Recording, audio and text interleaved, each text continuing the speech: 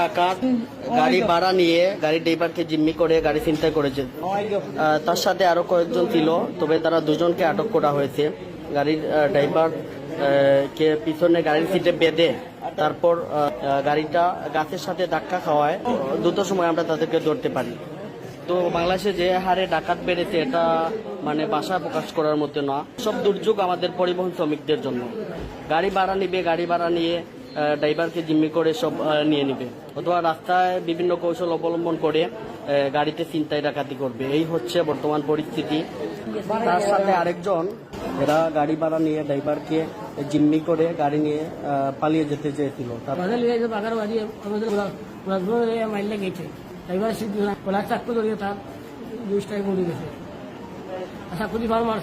আমাদের ড্রাইভার সাহেবকে আপনাদেরকে দেখাচ্ছি। উত্তর চৌহাট্টা মাইক্রোবাস শ্রমিক উপকমিটির সদস্য সেলিম ভাই, উনি এলিয়ান গাড়ি চালান। চৌহাট্টা থেকে ওনার গাড়িটি ভাড়া নিয়ে তারপর ছিনতাইকারীরা ওনাকে গাড়ির পিছনে বেঁধে ওনার গাড়ি নিয়ে যেতে চায়। আল্লাহর অশেষ রহমতে আকস্মিকভাবে গাড়িটি দুর্ঘটনা কবলিত হলে খুব সহজেই ছিনতাইকারী ধরতে পারি। সবাই সেলিম ভাইয়ের জন্য দোয়া করবেন। আল্লাহ পাক রাব্বুল আলামিন যেন ওনাকে সুস্থতা দান করেন।